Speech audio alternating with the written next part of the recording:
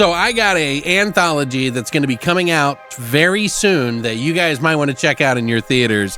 Action, adventure, comedy. It's sci-fi, horror-ish, graphic, like extremely.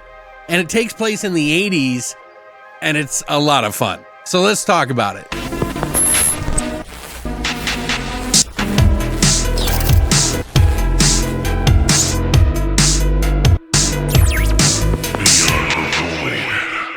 What's up, guys, and welcome back to Beyond the Void. My name is Alex, and today we're going to be talking to you about a spoiler-free review of Freaky Tales that's coming out April 4th in a theater near you. I was not expecting what I got from this movie. I saw the trailer and I was like, okay, that seems right up my alley for me. But it's a movie that's set in 1987 in Oakland. And Freaky Tales is a multi-track mixtape of colorful characters, NBA stars, corrupt cops, neo-Nazis that get the shit kicked out of them. And just like the song Freaky Tales by Too Short, he's in this movie and produces this movie, as well as many other actors and like famous people that you're going to be like, oh, anthology of an event that happened in 1987 over the course of one night, with all these stories, like 4 of them,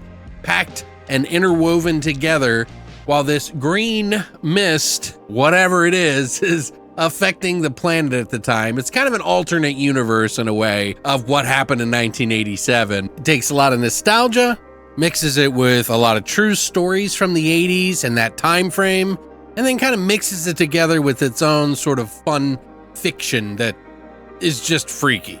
Now, this is from writers and directors Anna Boden and Ryan Fleck. Ryan Fleck apparently has had this idea for a while. They're the ones that did Sugar and Captain Marvel. If you're not a fan of Captain Marvel, don't let that sway you, because this movie is a lot of fun. Pedro Pascal's in this movie, Too Short, Ben Mendelsohn, Jay Ellis, Angus Cloud, rest in peace, Sleepy Floyd, the basketball player, Marshawn Lynch, Normani, Dominique Thorne, and just there's so many faces that you're going to recognize in this movie. And it gets kicked off with one of my favorite things, stomping Nazis.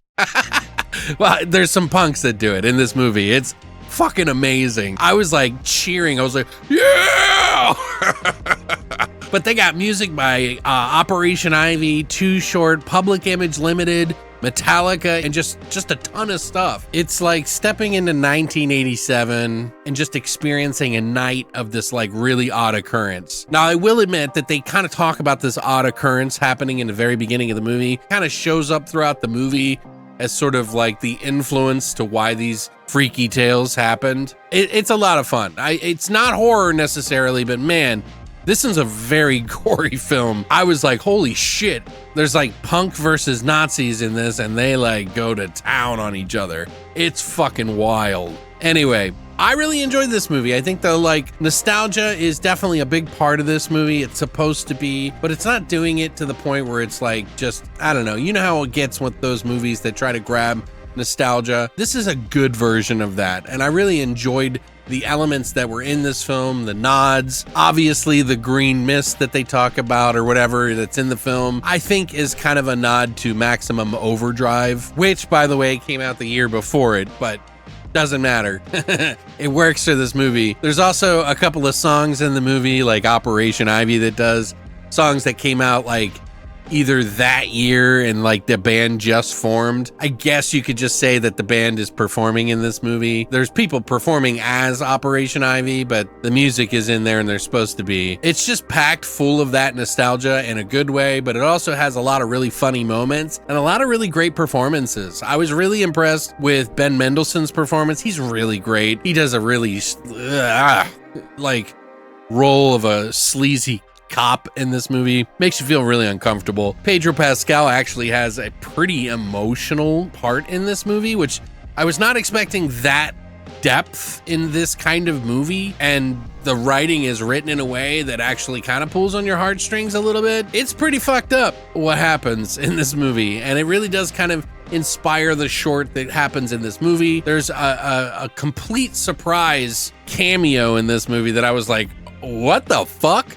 And I just wanted to live in that space just a little bit more. It involves a video store, I'll say no more. But yeah, I think each of the stories was a lot of fun. The first one obviously was probably one of my favorite ones, even though it's like super over the top. It's about some punk kids who have to get into it with a bunch of Nazis, and that was a lot of fun. There's another one after that where these two girls are rapping, and it's Normani and Dominique Thorne rapping against Too Short, and that's a lot of fun. There's some really, very adult themes in this movie, by the way, especially in that particular segment. And then there's one with Pedro Pascal where he's like this guy, I don't want to spoil it for you, goes into a video store and some pretty crazy things happen. And then there's the ending, which of course is about the basketball star Sleepy Floyd, who is using these green powers that to harness some sort of superheroes or whatever, and then becomes a superhero himself, which is kind of amazing. But yeah, you get the idea. This is a weird, crazy, freaky tale of itself that I think a lot of people will enjoy, especially if you lived through the 80s. I don't know how it's gonna please the newer crowd, but I think if you know about some of these people in the movie, it might actually help a little bit. I, being an old person, firmly enjoyed this, and I think if you're into rap, punk rock, or just anything from that era, this movie does a really good job of painting Oakland in that time frame. A really diverse cast of like people from all over, which it just works in a very independent way too. So now I realize that I might be a little overexcited in some areas, but there are a lot of things that I really like, and there are some kind of iffy, flaws, so to speak. Like some of the acting isn't 100% stellar. A lot of these movies that you get with all of this cast and all these people who aren't even actors, it's always going to be up in the air. But to be honest, out of the movies that I've seen that are like that, this actually has a pretty decent acting.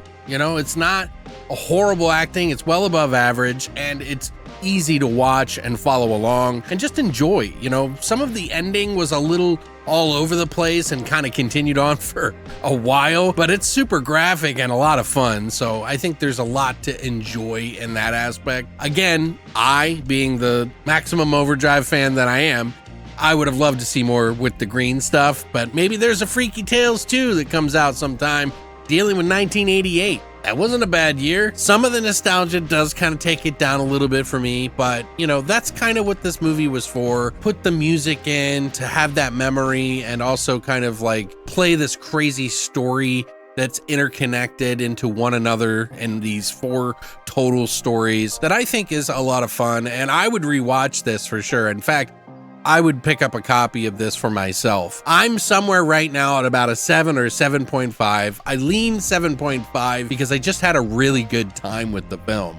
But, it may not be for everybody. I don't know. Maybe I'm just too old. But I think it's really funny, and there was a lot of really funny parts in the movie, along with some really intense graphic scenes that were just shredding people. And if you're a horror fan, obviously you might like those kind of things. And if you're an 80s fan, you'll kind of love everything in between as well. All the nods and everything that are packed into this movie that make it just a fun experience. It's coming out April 4th, just a few days before my birthday. I want to give a big shout out to Lionsgate for allowing me to check this film out. I love my indie film, and I think if you are an indie fan, you should check it out too. Let me know what you guys think. Watch the trailer. If it doesn't sell you there, I don't know what to tell you. But yeah, thanks so much for coming by and checking this out. Are you interested in seeing this movie? Is this something that you might want to check out in the theater? Let me know. But thanks for coming by, and as always, long live the void.